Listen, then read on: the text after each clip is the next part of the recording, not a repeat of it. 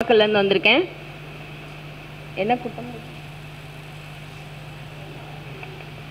ஸ்ரீ ஈசன் அறக்கட்டளை நடத்தும் 17வது மாதாந்திர ஜோதிட கருத்தரங்கத்துக்கு பேச வாய்ப்பு கொடுத்த அத்துணை ஜோதிட நிறுவனங்களுக்கும் மிகவும் நன்றி. இப்போ சகோதரர் பண்டிட் பாலசுப்ரமணியம் சார் வந்து பார்த்தீங்க அப்படின்னா, எனக்கு ஒரு 10 வருடங்களுக்கு மேலாவே பழக்கம். எப்படி அப்படின்னா, நாங்கள்லாம் சந்தித்தது தினேஷ் பண்டிட் இவங்கெல்லாம் வந்து பார்த்திங்கன்னா எங்களோட நாமக்கல் மீட்டிங்கில் தான். எங்களுடைய நாமக்கல் மீட்டிங் வந்து பார்த்திங்கன்னா நல்வாழ்வு சங்கம். அதிலெல்லாம் வந்து ஒன்ஸு எல்லாம் பேசி முடிச்சிட்டாங்க, எல்லாருமே போயிட்டாங்க. பண்டிட் மட்டும் வெயிட் பண்ணுறாரு. நான் கேட்டேன், மனம் தளராமல் எல்லாரும் போயிட்டா கூட பரவாயில்ல, நான் என்ன பேச வந்தனோ அதை பேசுகிறேன் அப்படின்னு சொல்லி வெயிட் பண்ணார். ஏன் இதை நான் சொல்கிறேன் அப்படின்னா, இன்னைக்கு இந்த இடத்துல இவ்வளோ தூரம் வளர்ந்து நிற்கிறதுக்கு காரணம் அந்த பொறுமையும் அந்த அச்சீவ்மெண்ட்ஸ் தான்.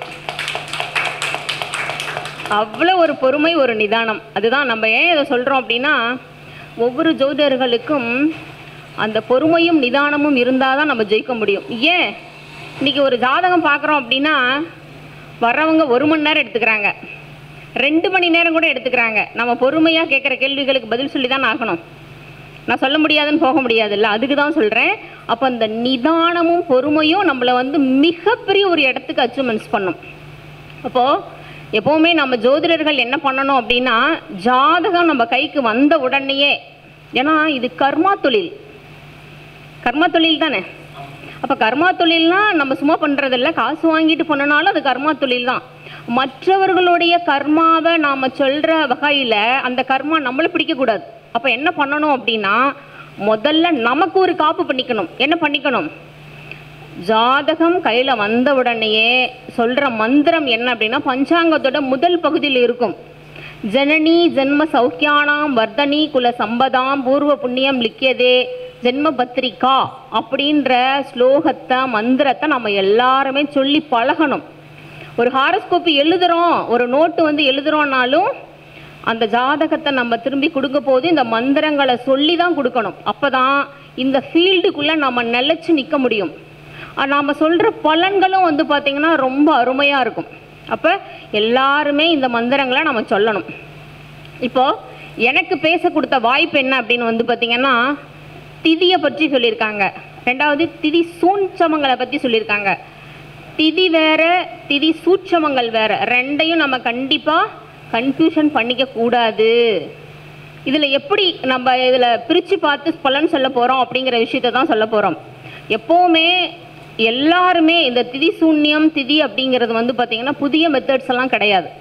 இதுவும் ஒரு பாரம்பரியமான மெத்தட்ஸ் தான். ஆனால் நம்ம யாரும் சொல்லி பழகாமல் விட்டுட்டோம். இப்போ கடந்த ஒரு 6 வருஷமாக எங்களுடைய குருநாதர் திருப்பூர் தணிகாசல் ஐயா வந்து ஃபஸ்ட்டு பேட்ச் நான் படித்தேன் சேலத்தில். அப்போ அவர் இதை கொண்டு வந்தார். இது மிகப்பெரிய ஒரு வரவேற்பை கொடுத்துச்சு. நான் அவர்கிட்ட முறையாக படித்த ஒரு மாணவி. எப்போவுமே அவர் சொன்ன விஷயங்கள் என்னோடய கிளைண்ட்டுக்கு எல்லாமே மறைக்காமல் கொடுத்துருக்கேன். மிகப்பெரிய ஒரு அச்சீவ்மெண்ட்ஸ் இருக்கிறது. இப்போ நாங்கள்லாம் சொல்லி இன்றைக்கும் ஒரு 1000 கோவில்களில் வந்து பார்த்திங்கன்னா விளக்கெறிகிறது. நாங்கள் சொல்கிற முதல் பரிகாரமே தீப வழிபாடுகள் தான்.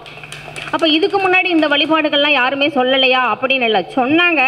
ஆனால் இது யாரும் பயன்படுத்தாமல் விட்டுட்டாங்க. அப்போ இந்த பெருமையெல்லாம் யாருக்கு போய் சேரும் அப்படின்னா, எங்களுடைய குருநாதர் திருப்பூர் தணிகாசல் ஐயாவுக்கு தான் போய் சேரும். அப்போ திதிகள்னால் என்ன, யோகங்கள்னால் என்ன, கரணங்கள்னால் என்ன அப்படிங்கிறத நம்ம முதல்ல எல்லாருமே தெரிஞ்சுக்கணும்.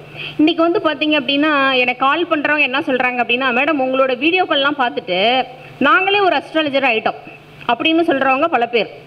இன்னும் சில பேர் என்ன சொல்கிறாங்க அப்படின்னா, உங்கள் வீடியோவில் நீங்கள் கொடுத்த விஷயங்களை எங்களோட கிளைண்ட்டுக்கு நாங்கள் கொடுக்குறோம், அது மிகப்பெரிய அச்சீவ்மெண்ட்ஸ் நடக்குது அப்படின்னு சொல்கிறாங்க. ஏன் அப்படின்னா, நான் ஒரு மேடையில் பேசுகிறேன் அப்படின்னா, நான் என்னோடய குருநாதர்கிட்ட என்ன கற்றுண்டு வந்தனோ அதை அப்படியே மறைக்காம தான் சொல்லுவேன். எனக்கு மறைக்கிறது அப்படிங்கிறது இல்லை.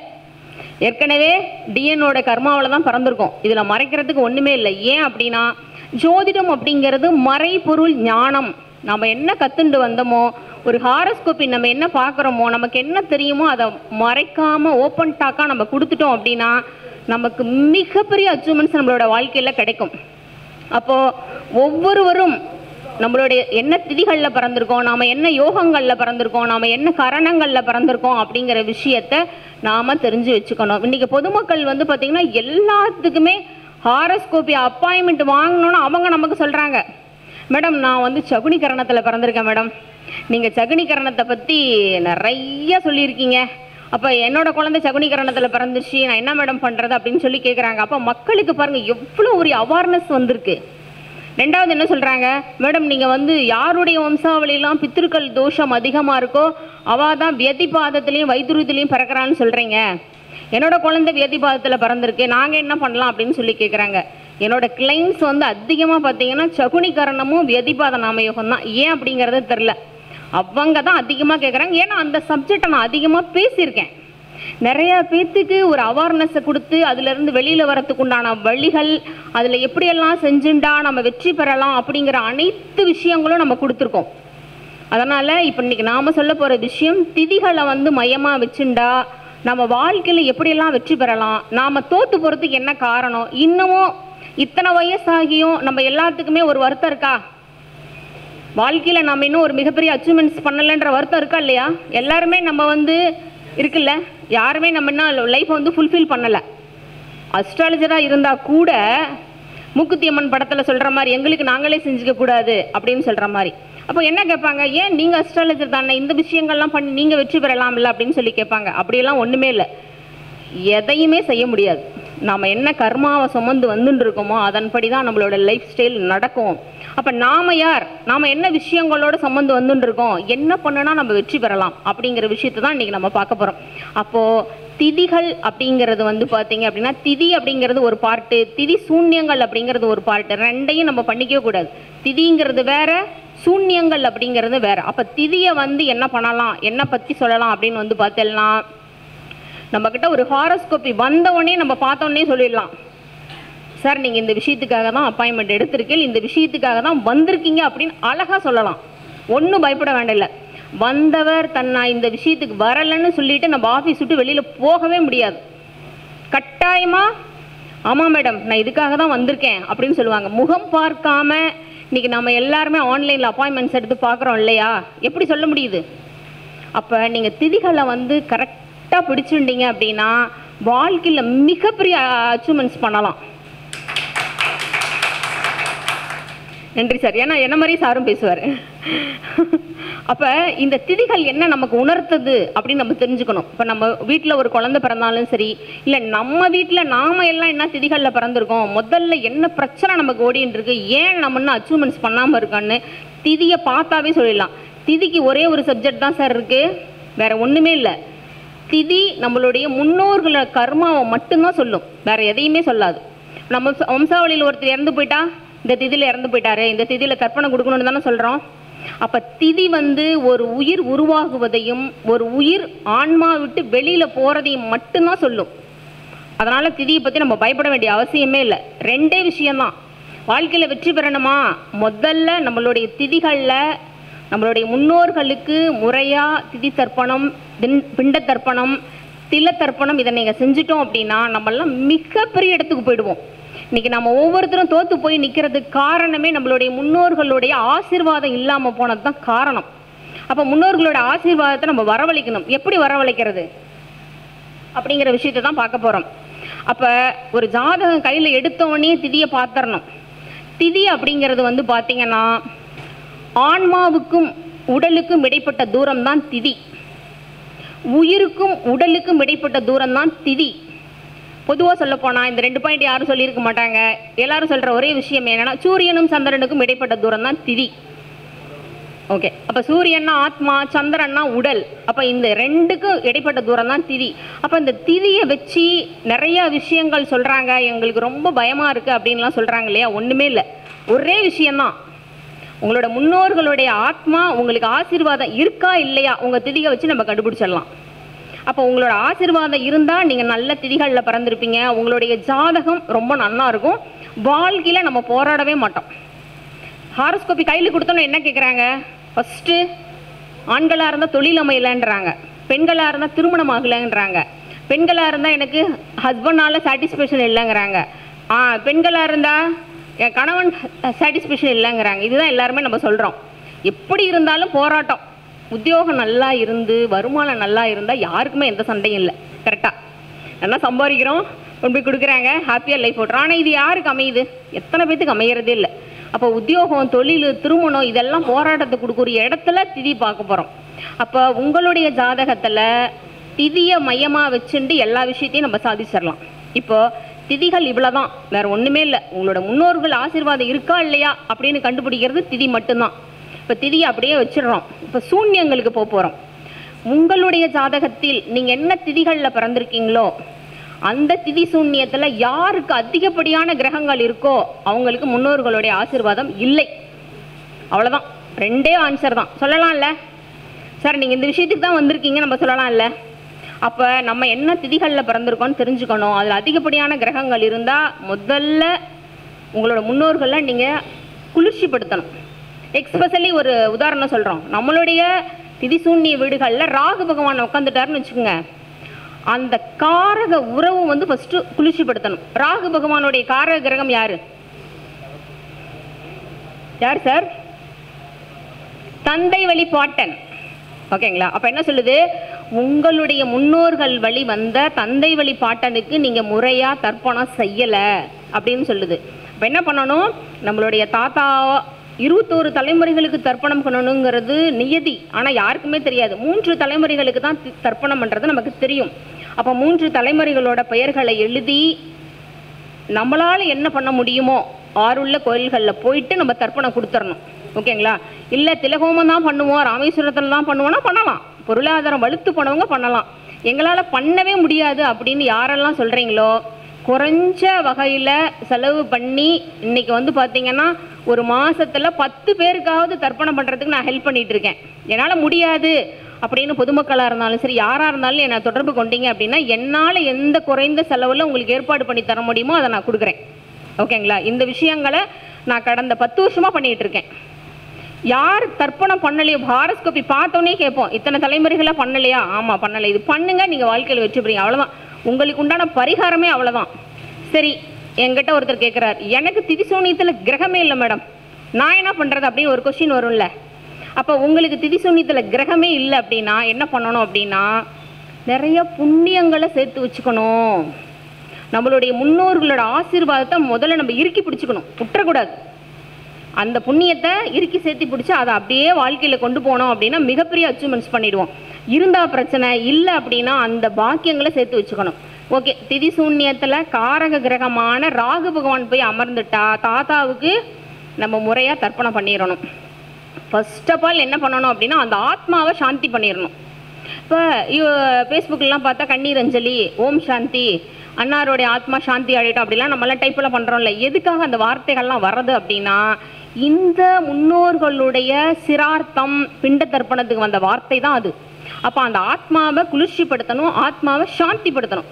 சாந்திப்படுத்தி பாருங்கள், அடுத்த வருஷம் உங்களுடைய வாழ்க்கையோட குரோத் ரொம்ப சூப்பராக இருக்கும்.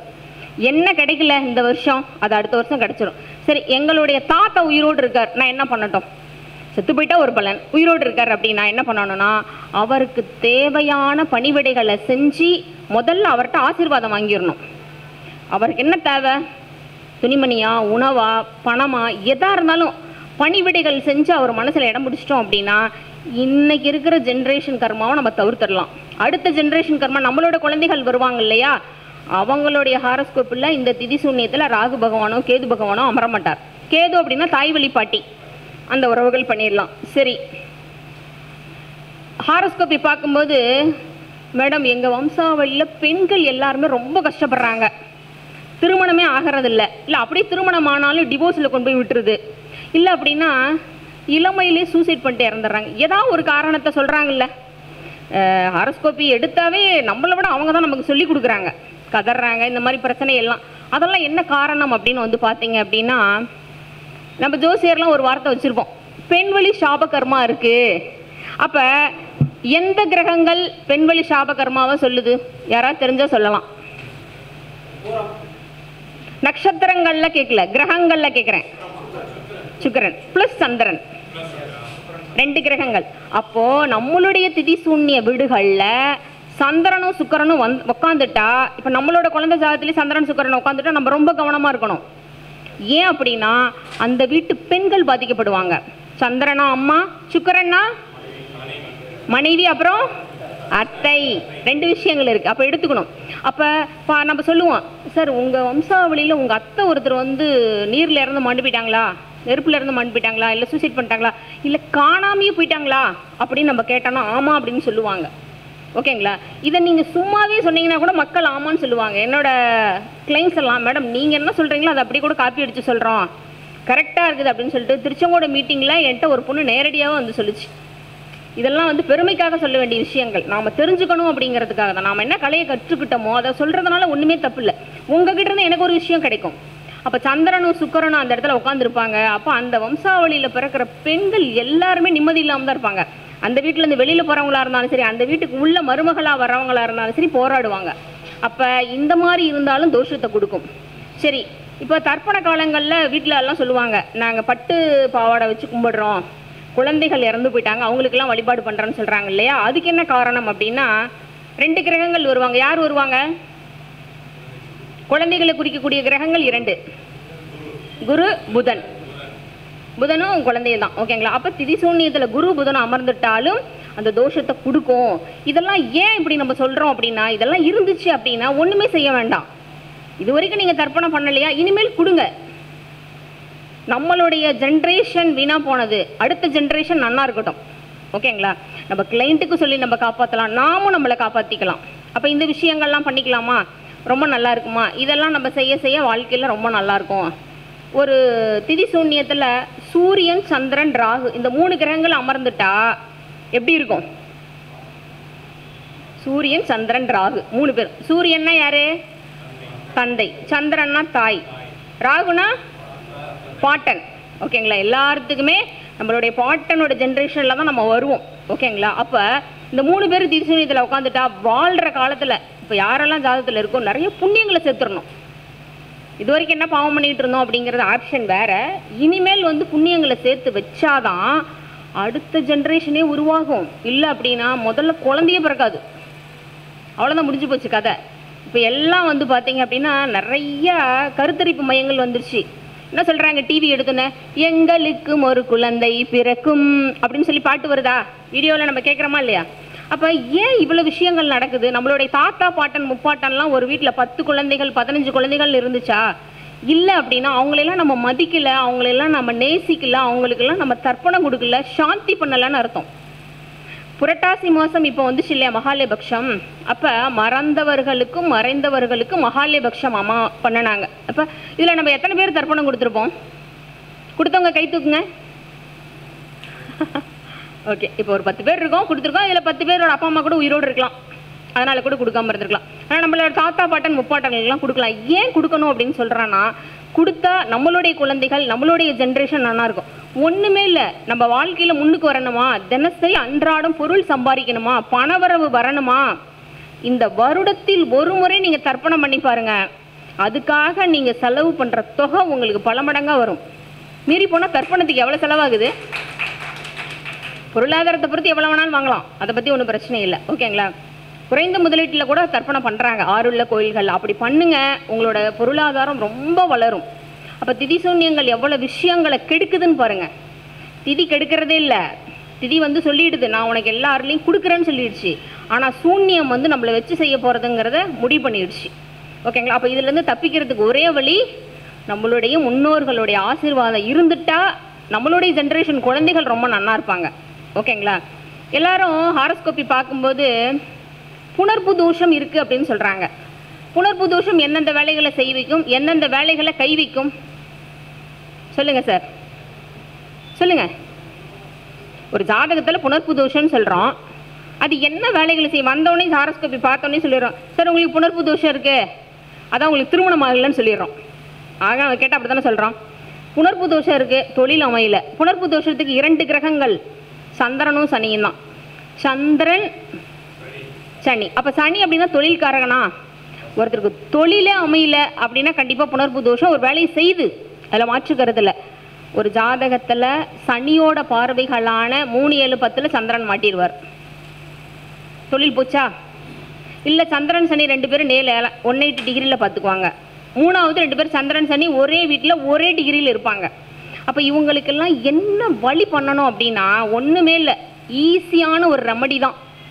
நான் முதல்ல ஜோதிடம் படிக்கிற காலத்தில் அந்த புணர்ப்பு தோஷத்துக்கு ஒரு பெரிய புக்கே ஒருத்தர் கொடுத்தார். நம்மளுடைய அஸ்ட்ராலஜி தான் இப்போ அவர் இல்லை. அதெல்லாம் படிக்கும்போது என்னால் படிக்க முடியல, பாதியில் படித்து தூக்கி போட்டேன். இதை படிக்கவும் முடியாது, இந்த பரிகாரத்தை செய்யவும் முடியாதுன்னு நான் போட்டேன். ஆனால் இன்றைக்கி அதுக்கு எளிமையான ஒரு ரெமடி கொடுத்துருக்காங்க. என்ன கொடுத்துருக்காங்க அப்படின்னா, இந்த புணர்ப்பு தோஷம் ஒன்றும் செய்யாது, ஒரே ஒரு வழிபாடு தான் பண்ணணும். விநாயகர் வழிபாடு பண்ணணும்.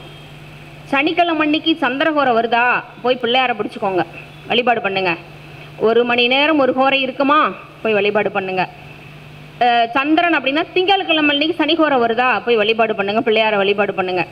எப்போவுமே இந்த விஷயம் எல்லாத்துக்குமே தெரிஞ்சிருக்கா என்னன்னு தெரில, நாம் எல்லாருமே பிள்ளையாருக்கு கடன் பட்டிருக்கோம்.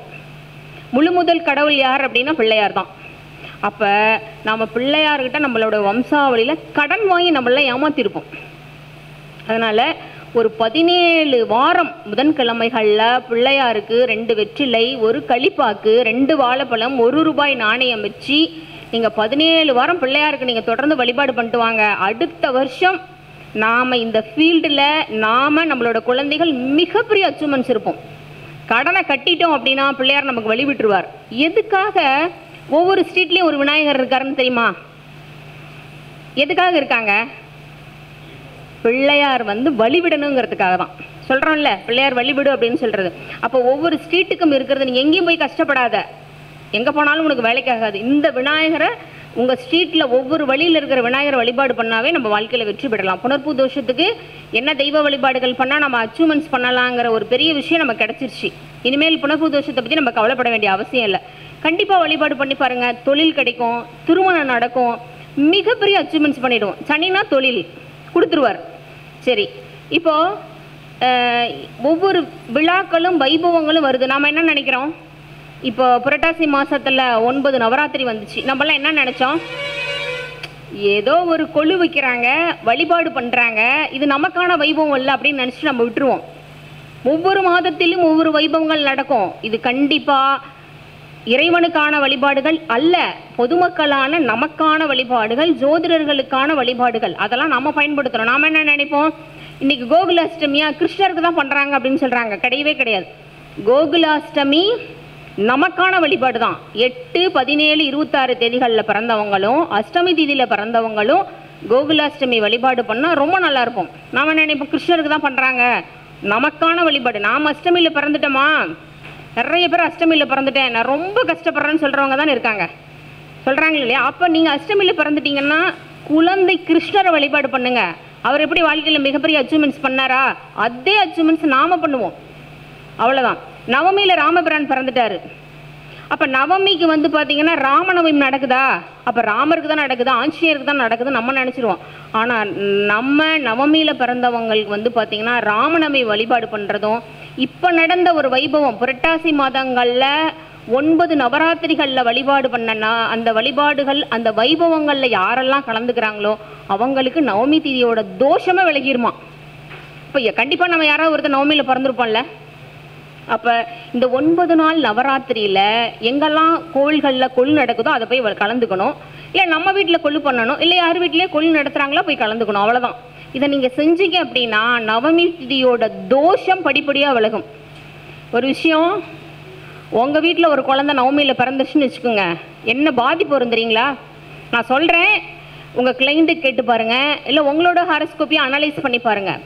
நவமியில் ஒரு குழந்தை பிறந்துட்டா முதல்ல அப்பாவுக்கு தான் தோஷம், வேறு எதுவுமே செய்யாது. நவமியில் பிறந்துட்டா அப்பாவின் அன்பு கிடைக்காது, அப்பாவின் சொத்துக்களை அனுபவிக்க முடியாது.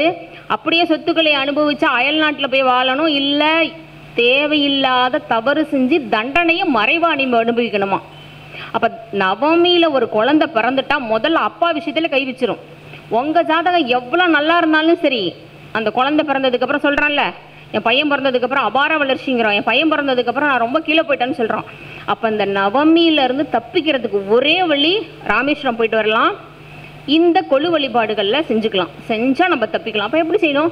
வருஷம் வருஷம் ஒரு தடவை செஞ்சு நம்ம கலந்துக்கணும். நம்ம ஒன்றும் செலவு பண்ண போகிறது இல்லைல்ல. வழிபாடுகளில் கலந்துட்டால் அந்த குழந்தையால் நமக்கு புண்ணியம். அதே மாதிரி நவமி குழந்தை நல்லா படிக்கும். நவமி குழந்தை மிகப்பெரிய அச்சீவ்மெண்ட்ஸ் பண்ணோம், ஆனால் அப்பாவை வாழ வைக்காது. அப்போ நாம் நல்லா இருக்கணும்னாவே நம்ம செஞ்சு தானே தீரணும். ஓகே, அடுத்து பார்த்திங்கன்னா தசமிக்கு ஒரு பலன் சொல்கிறேன். தசமினா என்ன? 10. நாம் எல்லாரும் இன்னைக்கு வரைக்கும் தொழில் அமையல, எனக்கு இன்னும் வருமானம் வரல, எல்லாரும் போராடுறோம்ல. அத்தனை பேரும் ஜோசியர் தான். எல்லாருமே ஒரு நாளைக்கு 10,000 சம்பாதிக்கிறோமா? இப்போ பண்டிட் பாலசுப்ரமணிய சகோதரெல்லாம் ஒரு நாளைக்கு 10,000-20,000 கூட சம்பாதிக்கலாம். நம்மளும் சம்பாதிக்கிறோமா? எல்லாத்துக்கும் ஒரு வருத்தம் இருக்கும்ல. அப்போ எல்லாருமே சம்பாதிக்கணும், எல்லாருமே வாழ்க்கையில் உயர்வுக்கு வரணும் அப்படின்னா என்ன விஷயம் பண்ணணும் அப்படிங்கிறத பார்ப்போம். தசமினா 10. அப்போ பூலோக வைகுண்டம் அப்படின்னா யாரு? ஸ்ரீரங்கம். பூலோக வைகுண்டம் அப்படின்றது திருச்சியில் அருள் பாலித்து கொண்டிருக்கும் ஸ்ரீ அரங்கநாத சுவாமி கோவில் தான். அங்கே இருக்கிற ரங்கநாதரை தசமி திதி வர அன்னைக்கு போய் வழிபாடு பண்ணிட்டு வாங்க.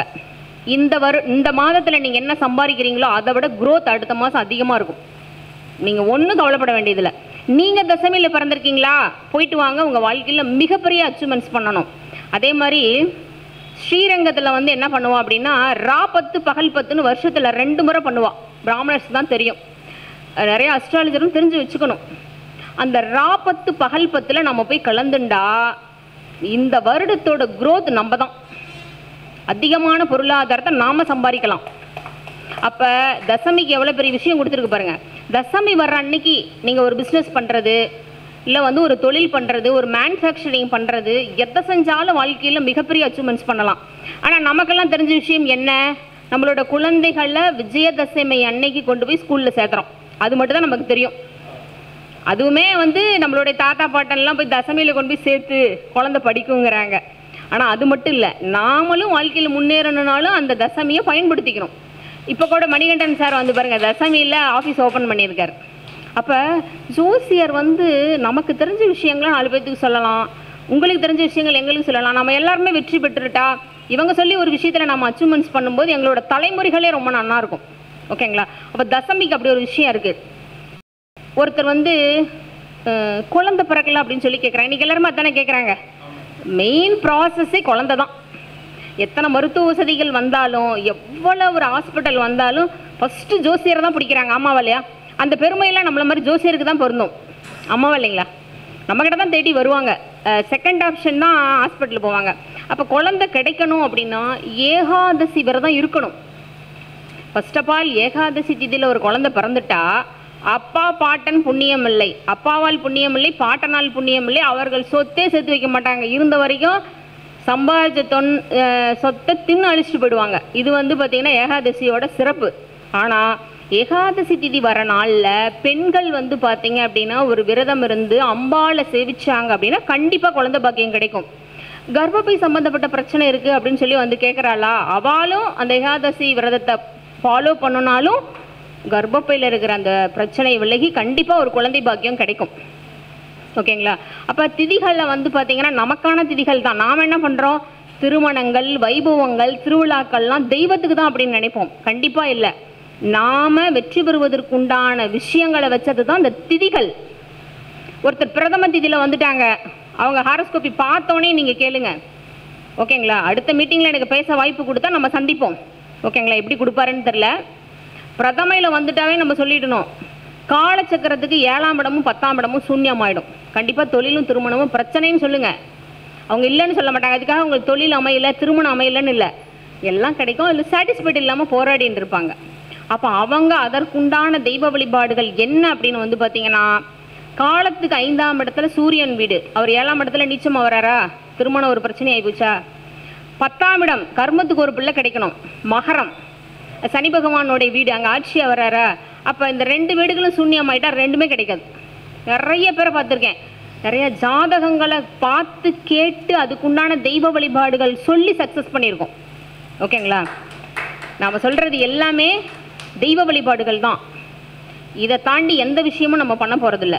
2வது, கணவன் மனைவி அந்யோன்யம் வேணும்னு எல்லாருமே நம்ம கேட்போம். கணவன் எங்கூட அன்பாக இருக்கணும், மனைவி எங்கூட அன்பாக இருக்கணும் அப்படின்னா என்ன பண்ணணும் அப்படின்னா, ஜோதிடர்கள் மட்டும் இல்லை, எல்லாருமே பொதுமக்கள் நாம் எல்லாருமே வீட்டில் ஐயன் திருவள்ளுவர் எழுதிய திருக்குறளோட நூலை வீட்டில் வச்சுக்கணும். ஏன் வச்சுக்கணும்? யாராவது சொல்ல முடியுமா? வாழ்ந்தா வள்ளுவன் வாசிக்கு போல வாழணும் அப்படின்னு சொல்லுவாங்க இல்லையா, அதுதான் கரெக்டா. திருவள்ளுவர் அந்த அம்மா தண்ணி சேர்ந்திட்டு இருப்பாங்க, வாசுகி அப்படின்னு கேட்டோன்னா அப்படியே விட்டுட்டு போனால் அந்த கிணத்துல அப்படியே நிற்கும். கதைகள் நம்ம யாரும் பார்த்ததில்ல, அது நம்ம மற்றவங்களோட ஒப்பிட்டு பேசணுங்கிறதில்ல. அப்போ திருக்குறளை வந்து புக்ஸை அந்த நூலை நம்ம வீட்டில் வச்சுருந்தாலும் தினமும் ஒரு திருக்குறள் படித்தாலும் கணவன் மனைவி அந்யோன்யம் வரும். நீங்கள் சம்பாதிக்கல எப்படி இருந்தாலும் உங்கள் ஒய்ஃபு ஹஸ்பண்ட் அக்செப்ட் பண்ணுவாங்க. வாழ்க்கையில் நம்ம மிகப்பெரிய ஒரு இடத்துக்கு போயிடுவோம். ஓகேங்களா?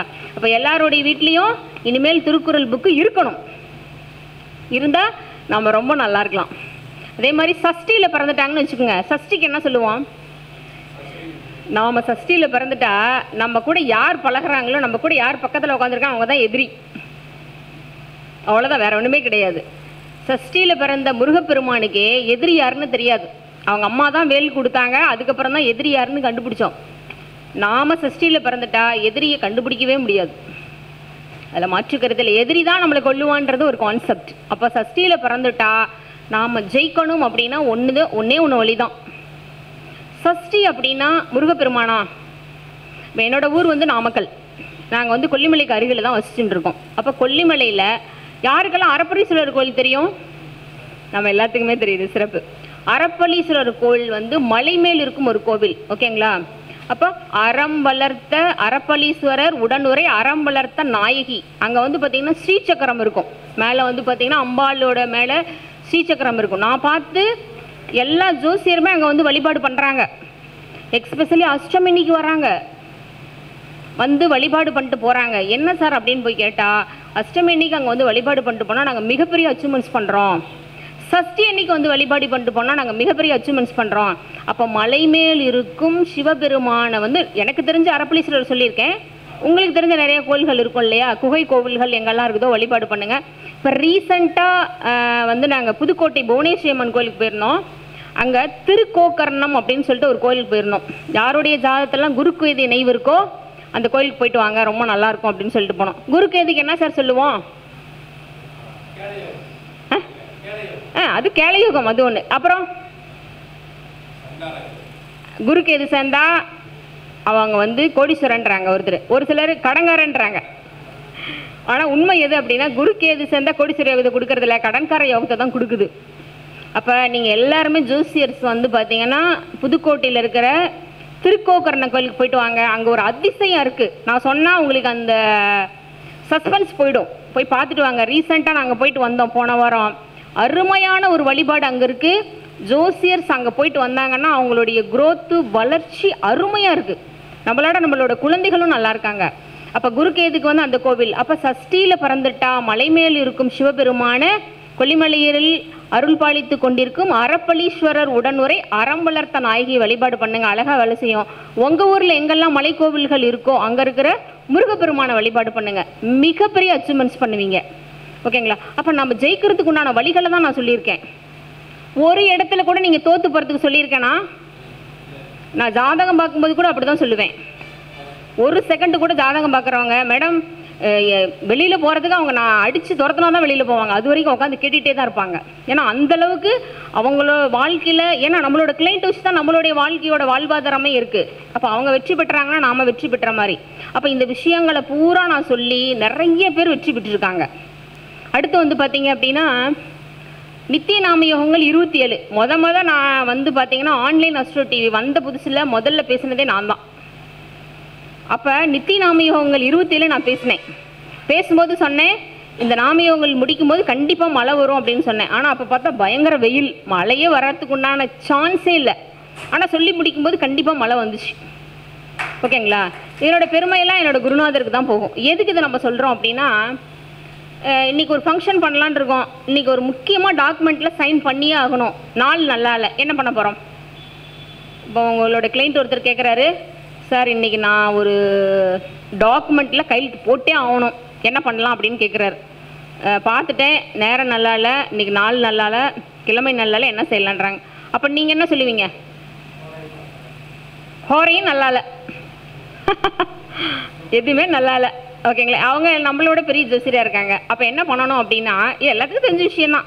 நீங்கள் கேட்டால் எனக்கு சொல்ல தெரியாது, நான் கேட்டால் சொல்ல முடியாது. இருந்தாலும் ஒரு அட்ஜஸ்ட்மெண்ட்டு தான். இப்போ என்ன பண்ணணும் அப்படின்னா, நித்திய நாம யோகங்களில் நாம் என்ன யோகத்தில் பிறந்திருக்கான்னு பார்த்துக்கணும்.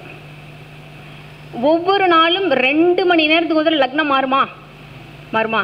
நாம் எல்லாரும் ஒவ்வொரு நித்திய நாம யோகங்களில் பிறந்திருப்போம். நான் வந்து சித்தி நாம யோகத்தில் பிறந்திருக்கேன். என்னோட யோகி வந்து செவ்வாய், அவயோகி கேது பகவான்.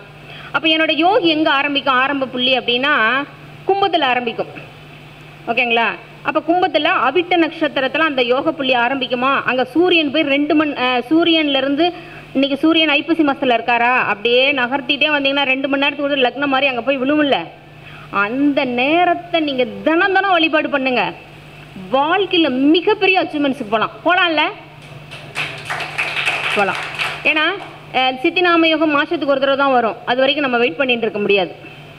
அப்போ அந்த நேரம் நம்மளுடைய லக்ன புள்ளி அந்த இடத்துல விழும்ல. அப்போ நீங்கள் சைன் பண்ணி பாருங்கள். ஒன்றுமே இல்லை, இந்த மாதத்தில் கூட நீங்கள் ஆரம்பித்து பாருங்கள். ஒரு முக்கியமான விஷயம் முடிவெடுக்கிறது, சைன் பண்ணுறது, ஒரு காரியம் பண்ணுறது எல்லாமே பண்ணி பாருங்கள். வாழ்க்கையில் மிகப்பெரிய அச்சீவ்மெண்ட்ஸ் பண்ணுவோம். ரெண்டாவது, கர்ணநாதனே காரிய சித்திக்கு தான் அப்படின்னு சொல்கிறோம். எத்தனை பேர் கர்ணநாதனை ஆக்டிவேஷன் பண்ணி நம்ம வாழ்க்கையில் முன்னுக்கு வந்திருக்கோம்? யாராவது வந்திருக்கோமா? இல்லை, கர்ணநாதன் கோயிலுக்கு போனோம், எங்களுக்கு ஆக்சிடென்ட் ஆகிடுச்சுங்கிறாங்க. குலதெய்வ கோயிலுக்கு போனோம், ஆக்சிடென்ட் ஆகிடுச்சுங்கிறாங்க. ஏன் அப்படின்னா முதல்ல நம்மளோட ஹாரோஸ்கோப்பில் என்ன இருக்குன்னு தெரிஞ்சுக்கணும். அப்போ கர்ணநாதனுக்கும் மாந்திக்கும் மிகப்பெரிய தொடர்பு இருக்கும். மாந்தின்னு சொல்லக்கூடாது, மகா பெரியவா அப்படின்னு சொல்லணும். அப்போ மகா பெரியவரா அதனோட இணைஞ்சிருக்கும்போது நீங்கள் போனீங்கன்னா என்ன நடக்கும்? டமால் டுமில் ஒரு ஆக்சிடென்ட் தான் நடக்கும். அப்போ முதல்ல அதுக்குண்டான கலைகளை பிரித்து எடுக்கணும். எடுத்துட்டு அதுக்கப்புறம் நீங்கள் கர்ணநாதன் ஆக்டிவேஷன் பண்ணீங்க அப்படின்னா மிகப்பெரிய அச்சீவ்மெண்ட்ஸ் பண்ணலாம். எல்லாத்துக்குமே கண்டிப்பாக யாரோட மகா பெரியவா இணைஞ்சு தான் இருக்கும். இணையாது யாருக்காவது இருக்குமா? அப்போ நிறைய பேத்துக்கு வந்து பார்த்தீங்கன்னா கர்ணநாதனுக்கும் மகா பெரியவருக்கும், அதாவது மாந்திக்கும் மிகப்பெரிய தொடர்பு இருக்கும். முடக்குக்கும் திதி சூன்யத்துக்கும் மிகப்பெரிய தொடர்பு இருக்கும். உங்கள் ஜாதகத்தில் உங்களுக்கு முடக்கு எங்கே இருக்குன்னு பாருங்கள். அதனோட கண்டிப்பாக திதி சூன்யம் இருக்கும். இருந்தால் தான் அந்த முடக்கே கரெக்டு நீங்கள் பார்க்குறதுக்கு. அப்போ அந்த விஷயங்கள்லாம் இருந்து அவங்களுக்கு உண்டான சாந்தி வழிபாடுகளை பண்ணிவிட்டு நீங்கள் அந்த கோவில்களுக்கு போங்க. அற்புதமான வழிபாடுகள் உங்களுக்கு கிடைக்கும். அதே மாதிரி கிளைண்ட்டு ஹாரோஸ்கோப்பி பார்த்தோம்னா 6 வகையான கோவில்கள் கொடுத்துட்டீங்க மேடம், நாங்கள் ஜெயிக்கணும், எங்களுக்கு சாட்டிஸ்ஃபைடு வந்துடுச்சு, உடனே போகிறேன்ட்டு ஒட்டுக்கு 6 வகையான கோயிலுக்கு போயிடுவாங்க கார் எடுத்துகிட்டு. நடக்குமா? நடக்காது. என்ன பண்ணணும் அப்படின்னா ஒவ்வொரு கோவில்களாக தான் போகணும். அதுக்குன்னு ஒரு காலம் இருக்குது. நினச்சோன்னே கோயிலுக்கு போயிடக்கூடாது. வீட்டில் வந்து பார்த்தீங்கன்னா அதற்குண்டான கர்ம தெய்வ வழிபாடுகளை பண்ணிட்டு தான் போகணும். ஓகேங்களா? இதெல்லாம் வந்து சாதாரண கோவில்கள் கிடையாது. முடக்கு கோவில் அப்படிங்கிறது நம்ம உயிருக்கு சமமான ஒரு கோவில். கர்ணநாதனும் அப்படித்தான். அப்போ அதற்குண்டான தெய்வ வழிபாடுகளை செய்யணும். ஃபர்ஸ்ட் ஆஃப் ஆல் குலதெய்வத்திட்ட போய் முதல்ல பெர்மிஷன் வாங்கணும்.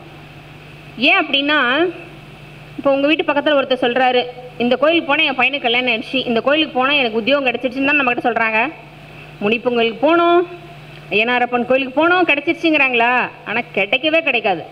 நீங்கள் எந்த கோவிலில் போயிட்டு ஒரு கோரிக்கை வைக்கிறீங்களோ, எந்த கோவிலில் போயிட்டு ஒரு கோரிக்கை கேட்குறீங்களோ, அந்த கோவில் அந்த தெய்வம் குலதெய்வத்திட்ட கேட்குமா? என்ன கேட்கும்? உன்னோட சந்ததியில் வழிபடுறவா என்கிட்ட வந்து கேட்குறா, நான் என்ன பண்ணட்டும் அப்படின்னு கேட்பா. என்னை மதிக்காமல் என்னை நினைக்காமல் கேட்குற யாருக்குன்னு எந்ததையும் செய்யாத, என்கிட்ட வந்து கேட்டு நான் கொடுக்குறேன் அப்படின்னு சொல்லும். நம்மளுடைய வம்சாவளியில் ஒருத்தர் இறக்குறாங்கன்னா கூட யம தர்மராஜா கூட போய் குலதெய்வத்திட்ட பெர்மிஷன் வாங்கிட்டு தான் அந்த உயிரை எடுக்குமா. அப்போ குலதெய்வத்தை நம்ம கையில் வச்சுக்கிட்டு ஏன் கஷ்டப்படணும்? குலதெய்வத்தை வழிபாடு பண்ணி நம்ம ஜெயிக்கலாம்ல. ஃபர்ஸ்ட் ஆஃப் ஆல் குலதெய்வத்தை வழிபாடு பண்ணணும். செகண்ட் ஆப்ஷன், குலதெய்வம் அப்படிங்கிறது வேற யாரும் இல்லை. யார் குலதெய்வங்கிறது? யார்? நம்மளுடைய முன்னோர்கள் தான் குலதெய்வம், வேற யாருமே இல்லை. அப்போ நம்மளுடைய முன்னோர்களை வழிபாடு பண்ணால் குலதெய்வம் நமக்கு ஆகர்ஷணம் ஆகிடும். நம்மளுடைய வம்சாவளியில் இறக்குற ஒவ்வொரு ஆத்மாவும் ஒவ்வொரு உடலும் குலதெய்வத்தோட பாதத்தில் தான் சரணாகதி அடைதான். அங்கே இல்லாமல் நம்ம ஒரு விஷயம் கூட பண்ண முடியாது. அப்போ என்ன பண்ணலாம்? குலதெய்வத்தை வழிபாடு பண்ணணும். ரெண்டாவது வந்து பார்த்தீங்க அப்படின்னா நம்மளுடைய முன்னோர்களுக்கு முறையாக தர்ப்பணம் கொடுக்கணும். எங்கள் வம்சாவளியில் அது பழக்கமே இல்லை மேடம் அப்படின்னு ஃபஸ்ட்டு சொல்லிடுவாங்க. நிறைய பேர் சொல்கிறாங்கல்ல, எங்களுக்கெல்லாம் அந்த பழக்கமே இல்லை மேடம் அப்படிவாங்க. உங்களுக்கு பழக்கம் இல்லைன்னா நாங்கள் சொல்லணுங்கிற அவசியமே இல்லைன்னு சொல்லிடணும். ஓடிட்டு மறுபடியும் ஒடியாருவாங்கல்ல. அப்போ நாம் யார் யாருக்கு எப்படி பலன் சொல்லணும்னு ஒரு விஷயம் இருக்குது. சத்திரியர்களுக்கு எப்படி பலன் சொல்லணும் அப்படிங்கிற ஒரு விஷயங்கள் இருக்குது. அப்போ ஒவ்வொரு விஷயத்துக்கும் நாம் எப்படி சொல்கிறோம் அப்படிங்கிறது தான் ப்ராசஸ். அப்போ எவ்வளோ விஷயங்களை நம்ம எடுத்துருக்கோம். ஓகேங்களா? திதிகளை எப்படி பிடிச்சா நம்ம வாழ்க்கையில் வெற்றி பெறலாம், எந்த மாதிரி திதிகளை பிடிச்சா நம்ம வாழ்க்கையில் முன்னுக்கு வரலாம் அப்படிங்கிற விஷயங்கள் அத்தனையுமே வந்து பார்த்தீங்க அப்படின்னா நான் ஒரு இடத்துல கூட தப்பாக சொல்லலை. நீங்கள் எப்படி என்ன வழிபாடுகள் செஞ்சால் வெற்றி பெறலாங்கிற விஷயத்த மட்டும்தான் சொல்லியிருக்கேன். ஓகேங்களா?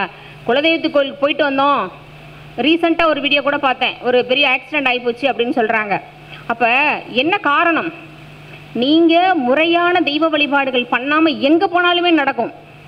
முதல்ல நம்மளுடைய குலதெய்வம் யார், நம்மளுடைய முன்னோர்கள் யார், அதுக்குண்டான சிரார்த்தம் என்ன அப்படிங்கிற விஷயங்கள்லாம் பார்த்துட்டு செய்யும்போது வாழ்க்கையில் மிகப்பெரிய ஒரு அச்சீவ்மெண்ட்ஸ் பண்ணலாம். ஓகேங்களா?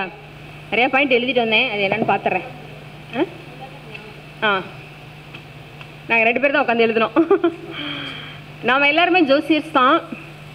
ஒரு ஜாதகத்தை பார்த்த உடனேயே கேது பகவான் எங்கே இருக்காருன்னு பார்த்துடணும். ஏன்னா கேது உட்காந்த இடம் நமக்கு கண்டிப்பாக ஒரு சாட்டிஸ்ஃபேக்ஷன் ஆகாது. 2ல் கேது உட்காந்துட்டாருனாவே குடும்பம் அமையாது. ஆனால் கண்டிப்பாக அது மாதிரி நடக்குது. பொருளாதாரமும் போராட்டமாக இருக்குது. அப்போ உங்களுடைய ஜாதகத்தில் கேது எங்கே இருக்காரோ அந்த இடத்த ரவுண்ட் பண்ணிக்கோங்க. கொஸ்டின் வந்தவொடனே கேளுங்க, சார் நீங்கள் இதுக்காக தான் வந்தீங்கன்னா கண்டிப்பாக ஆமாம் அப்படின்னு சொல்லுவாங்க.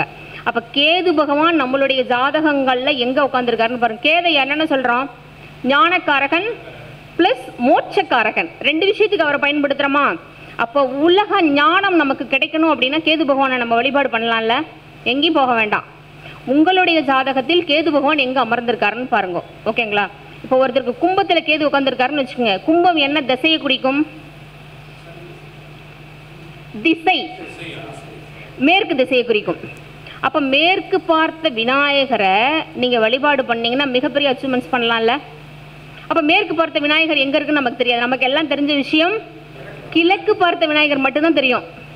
கேள்வி கூட பட்டிருக்க மாட்டோம். வடக்கு கூட கேள்விப்பட்டிருக்கோம். திருச்செங்கோட்டில் அர்த்தநாரீஸ்வரர் கோயில் போகிற அந்த மலைப்பகுதி ஏறுற வழியில் இருக்கிறார் வடக்கு பார்த்த விநாயகர். அப்போ எங்கள் மீனத்தில் உட்காந்துருந்தா வடக்கா? அப்போ அவரை போய் வழிபாடு பண்ணலாமா?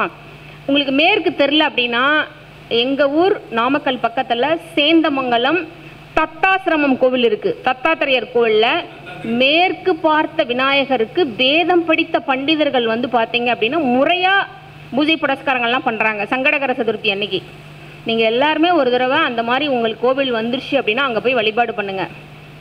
அவ்வளோ அற்புதமாக ஒரு வழிபாடுகள் பண்ணுறாங்க சங்கடகர சதுர்த்தியை. நிலா உதயம் பார்த்துண்டு அதுக்குண்டான தெய்வ வழிபாடுகள் செய்யும்போது மிகப்பெரிய அச்சீவ்மெண்ட்ஸ் ஆகுது. ஓகேங்களா? அப்போ நம்மளுடைய ஜாதகத்தில் கேது எங்கே இருக்காரோ அதை நம்ம பயன்படுத்தி உலக ஞானம் பெறலாம்ல. இது வரைக்கும் எனக்கு ஜோதிட ஞானமே இல்லை, எப்படி சொல்கிறதுனே தெரில. நிறைய மீட்டிங் அட்டன் பண்ணுறேன், ஆனால் பலன் மட்டும் சொல்ல தெரில. வீட்டில் உட்காந்துட்டு நானே ஒரு சிலருக்கு பலன் சொன்னால் நடக்குது, ஆனால் வெளியில் மக்களை சந்திக்க முடியல. நம்ம எத்தனை பேர் இருக்கோம்? நானே கேட்டிருக்கேன் நம்ம பண்டிட் பாலசுப்ரமணியன்ட்ட கேட்டிருக்கேன், எப்படி சார் சொல்கிறது? ஏன்னா நான் சொல்கிறது 10 வருஷங்களுக்கு முன்னால். ஓகேங்களா? அப்போல்லாம் அவரெலாம் சக்கப்போடு போடுவார்.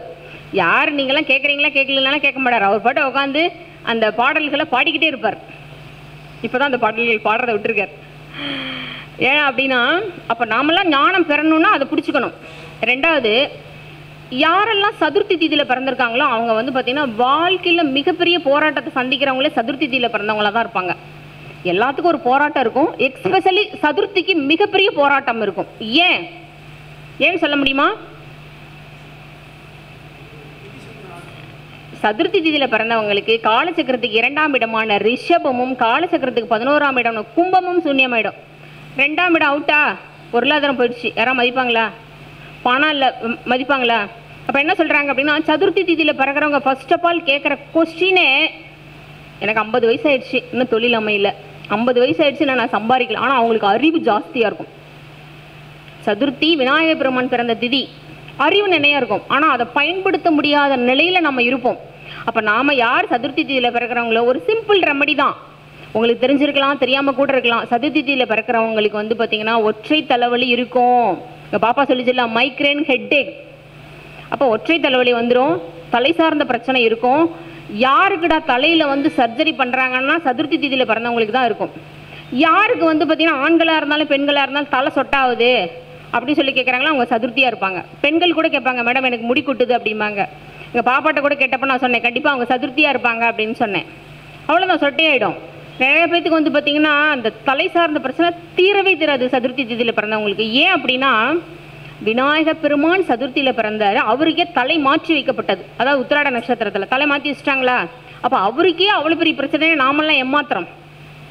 அப்போ சதுர்த்தியில் பிறந்தவங்களுக்கு தொழிலும் அமையாது, திருமணமும் அமையாது, லாபமும் கிடைக்காது, எல்லாமே போராட்டமாக இருக்கும். அவங்க குடும்பத்தை விட்டு தனித்து விட்டப்படவங்களாக இருப்பாங்க. அப்போ நம்ம என்ன பண்ணணும் அப்படின்னா ஒன்றுமே இல்லை, நான் யாரையும் பயமுறுத்துறதில்லை.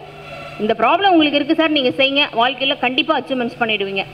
தொடர்ந்து ஒரு 12 மாதங்கள் சங்கடகர சதுர்த்தி வழிபாடு பண்ணுங்கள்.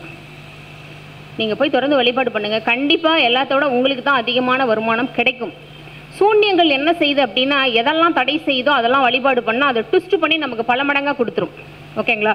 அப்போ சதுர்த்தி தீதியில் பிறந்தவங்க இந்த பிள்ளையார் வழிபாடு, விநாயகர் வழிபாடு, சங்கடகர சதுர்த்தி முறையாக வழிபாடு பண்ணுங்கள். அழகாக அற்புதமாக வேலை செய்யும். நான் ஃபஸ்ட்டு என்ன சொன்னேன், நாம் எல்லாருமே விநாயகருக்கு கடன் பட்டிருக்கோம். விநாயகருக்கு கடன் கொடுக்காத ஏமாற்று வம்சாவளியில் தான் நாமெல்லாம் பிறந்திருக்கோம். அதனால தான் வீதிக்கு ஒரு பிள்ளையார் இருக்கார், வீதிக்கு ஒரு விநாயகர் இருக்கார். அதனால் 17 வாரங்கள் ஒவ்வொரு புதன்கிழமையும் புதன்கோரையில் நான் சொன்ன மாதிரி அந்த வெற்றிலை பாக்கு, பழம், பூ, 1 ரூபாய் நாணயெல்லாம் வச்சு நீங்கள் வழிபாடு பண்ணிட்டு வாங்க. எல்லாரும் போலையும் நாமளும் சம்பாதிக்கலாம். விநாயக பெருமான் பிள்ளையார் வழிவிட்டால் மட்டும்தான் வாழ்க்கையில் நம்ம வெற்றி பெற முடியும். எல்லா பாயிண்ட் பேசிட்டேன். ஒரு விஷயம் என்ன அப்படின்னா, திதிகளில் வந்து எல்லா திதிகளும் சொன்னால் டைம் பத்தாது, எல்லாரும் பேசணும் இல்லையா? ஒரே நாளில் எல்லா விஷயமும் கொடுத்துடக்கூடாது. பஞ்சமி அப்படிங்கிறது, பஞ்சமியில் பிறக்கிறது தோஷம், கட்டாயமான தோஷம். அப்போ பஞ்சமியில் திருமணம் பண்ணலாம், பஞ்சமியில் சுப நிகழ்வுகள் பண்ணலாம், பஞ்சமியில் மந்திரங்கள் பாராயணம் பண்ணலாம், தாந்திரிகம் படிக்கலாம், என்ன வேணால் பண்ணலாம். அது வந்து பஞ்சமி வேலை செய்யும். ஆனால் பஞ்சமியில் நம்மளுடைய வம்சாவில் ஒரு குழந்தை பிறந்துட்டா அது தோஷ கர்மா தான். கவனமாக இருக்கணும். என்ன தோஷ கர்மா அப்படின்னு வந்து பார்த்தீங்க அப்படின்னா, அஷ்டமியாக இருந்தாலும் சரி, பஞ்சமியாக இருந்தாலும் 2 வீடுகள் ஒரே வீடுகள் தானே சூன்யமாகும். எந்த வீடுகள் ஆகும்? மிதுனம் கன்னி சூன்யமாயிடும். ஓகேங்களா? அப்போ எதுக்கு இதை சொல்கிறோம் அப்படின்னா, நம்ம யாரெல்லாம் அஷ்டமி அன்னைக்கு ஜாதகம் பார்க்க மாட்டோம் சார்? நீங்கள் ஒரு விஷயம் பாருங்க, பரவாயில்ல, உண்மை சொன்னது ஒரு நல்ல விஷயந்தான். நான் கூட பார்த்துருக்கலாம், தெரியாமல் பார்த்துருப்பேன். ஓகேங்களா? அஷ்டமி அன்னைக்கு தான் நம்ம கிளைண்ட் நிறைய பேர் வந்து கேட்பாங்க. அஷ்டமியில் ஒருத்தர் பிறந்திருந்தாலும் சரி, அஷ்டமி அன்னைக்கு ஒருத்தர் ஜாதகம் பார்க்க வந்தாலும் சரி, என்ன பண்ணணும் அப்படின்னா, கண்டிப்பாக அந்த அன்னைக்கு நீங்கள் ஜாதகம் பார்க்காதீங்க. ஓகேங்களா? அஷ்டமணிக்கு குடுன்னு ஒருத்தர் ஜாதகம் பார்க்க நம்மக்கிட்ட கொண்டு வந்தாங்க அப்படின்னா நமக்கும் தோஷம், அவங்களுக்கும் தோஷம்.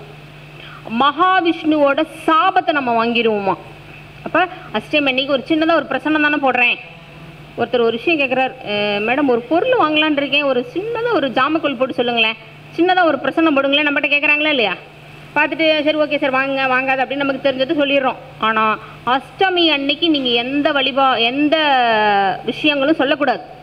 அப்படி நீங்கள் செஞ்சீங்க அப்படின்னா, அஷ்டமி வர அன்னைக்கு ஜாதகம் பார்க்குறது, ஜாதகம் எழுதுறது, ஜாதகத்தை பற்றி பேசுறது, இதெல்லாம் பண்ணிங்கன்னா மகாவிஷ்ணுவோட சாபம் அதிகமாகிடும். மகாவிஷ்ணுவோட அருள் நமக்கு படிப்படியாக குறைஞ்சி போயிடும். ஏன்னா மிதுனம் கன்னி பெருமாளை விட சொல்லக்கூடிய விஷயம். அதனால் இனிமேல் தயவுசெய்து அஷ்டமணிக்கு செய்யாதீங்க. அஷ்டமணிக்கு என்ன செய்யணும் அப்படின்னா, குழந்தை கிருஷ்ணரை வழிபாடு பண்ணுங்க. உலகத்திலேயே கிருஷ்ண பரமாத்மா மாதிரி அறிவும் ஞானமும் யாருக்கும் இல்லை. அவன் கிடச்சிடுவார். அந்த ஒரு நாளில் நம்ம ஒன்றும் சாதிக்க போகிறதில்ல. ஓகேங்களா? அந்த மாதிரி பண்ணலாம். யாருக்கெல்லாம் இடம் சார்ந்த பிரச்சனைகள் இருக்குது, எனக்கு வந்து வாக்கியா தகராறு இருக்குது, வரப்பு தகராறு இருக்குது, இல்லை கோர்ட்டு கேஸ் நடக்குது, ஒரு 20 வருஷமாக ஒரு 10 சென்ட்டுக்கு ஒரு பிரச்சனை நடக்குது, நம்மகிட்ட எத்தனை பேர் கேட்குறாங்களா இல்லையா? இந்த பிரச்சனையே தீர மாட்டேங்குது மேடம், கோர்ட்டு கேஸ் வம்பு வழக்கு இருக்குது, தீரவே மாட்டேங்குது, என்ன செய்யலாம்? அது ஒரு 10 சென்ட்டு தான், அதனோட மதிப்பு வந்து ஒரு 10 லட்சம் தான். ஆனால் நான் கோர்ட்டுக்கு செலவு பண்ணது ஒரு 20 லட்சம். எத்தனை பேர் கேட்டிருக்கோமா? அப்படி இருக்கிறவங்களாம் என்ன பண்ணணும் அப்படின்னு வந்து பார்த்தீங்கன்னா, அஷ்டமி வழிபாடு பண்ணலாம். இல்லை அப்படின்னா ரோகிணி நட்சத்திரம் வர அன்னைக்கு கிருஷ்ண பரமாத்மா வழிபாடு பண்ணலாம்.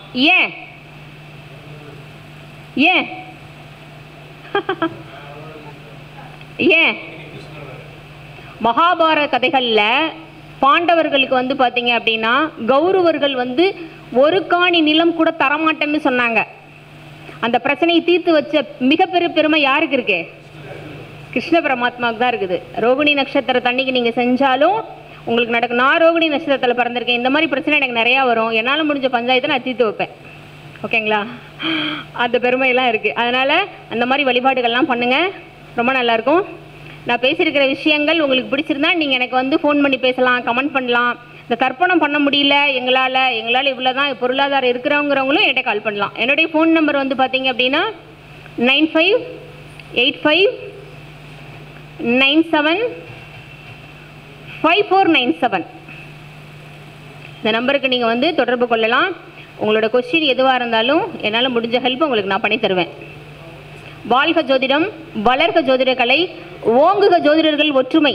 நன்றி, நமஸ்காரம். எல்லாம் சித்தியாகட்டும்.